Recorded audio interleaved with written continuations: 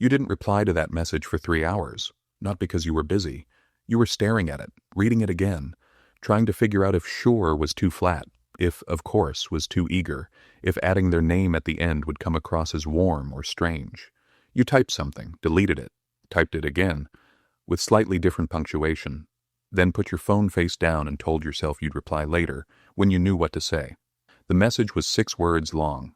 Something else is running underneath this, something older than the message, older than the habit, older than you've been told, and it's been making small decisions feel enormous for a very long time. And when you see what it actually is, you won't feel relieved. You'll feel caught. People who overthink simple things share a specific quality that almost no one names correctly. They're not indecisive. They're not anxious in the way that word usually gets used. They are fast, extraordinarily fast at scanning for what could go wrong. The problem isn't speed. The problem is that the scanner never learned to distinguish between a real threat and a text message. The first behavior is the one people are most likely to laugh off and least likely to stop doing. This person rehearses casual sentences before saying them out loud. Not speeches, not hard conversations, casual ones. I'll have the same. Yeah, sounds good. No, you go first. These get rehearsed in the half-second before they're spoken, adjusted for tone, checked for how they might land. It looks like nothing from the outside.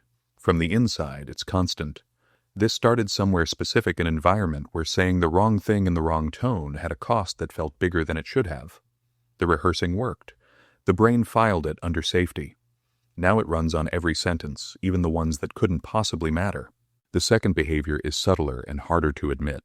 People who overthink feel a creeping guilt after making a fast decision, not regret that it was wrong, but guilt that it was fast. They chose quickly from a menu and spent 10 minutes half listening to the conversation because part of their brain was still back at the decision, auditing it.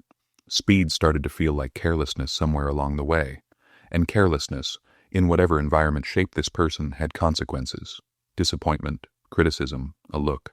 So slowness became a form of respect for the situation, for other people, for the idea that things deserved more thought than they gave. The slowness wasn't neurotic, it was learned. It just never found an off switch. But the real reason isn't what most people think. Overthinkers aren't afraid of making the wrong choice. They're afraid of what a wrong choice says about them. The decision is never just the decision. Underneath it sits a silent question. Does this make me look careless, stupid, selfish, naive? The thinking isn't there to find the best answer. It's there to prevent a verdict. And that's why it never stops, because no amount of preparation can fully protect you from being judged. The loop has no natural exit, so it just starts again. Every time, about everything, even the things that don't matter, especially those. The third behavior is the one this type of person has most successfully reframed as a strength. They over-explain. Ask them something simple and they'll give you the answer, the context behind the answer, the clarification of the context, and a disclaimer in case any of it came across wrong. Not because they don't trust you, because they don't trust the space between what they said and what you heard. In certain environments, households where tone mattered more than words, relationships where silence got filled in with the worst possible interpretation, leaving gaps was dangerous. Over-explaining closed the gaps. The problem is that to other people, it reads as defensiveness, and defensiveness reads as guilt. So this person ends up producing exactly the impression they were engineering against. That quiet mismatch is exhausting in a way they can rarely explain.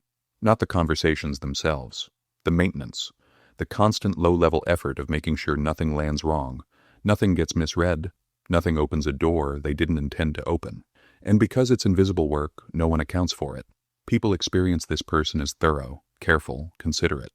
What they don't see is how much of this person's energy goes into managing the distance between what they mean and what might be received.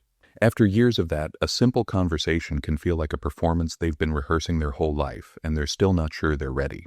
The fourth behavior is where this stops being a habit and starts being a way of existing. People deep in this pattern return to decisions they've already made and cannot change.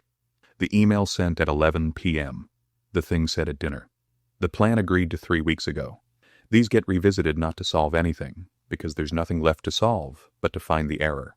To locate exactly where it went wrong so the discomfort makes sense. It's called rumination. That's when the brain keeps chewing on something that's already been swallowed, not to digest it, but because it can't figure out why it still tastes wrong. And it almost always traces back to the same root, a distrust of first instincts that was installed early and quietly by someone or something that made being wrong feel like more than just being wrong. The fifth behavior is the one that reveals how completely this is settled into identity. This person is sitting at their desk with an email drafted important, time-sensitive, clearly ready to send. They read it a sixth time, then close the laptop and say they'll send it in the morning when they're fresher. The morning comes. They open it, read it again, change one word, then wonder if the word they changed was better before. The email goes out 4 hours later than it needed to.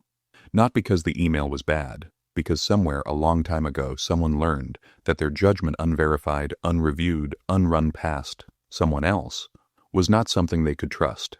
That belief didn't stay in one area.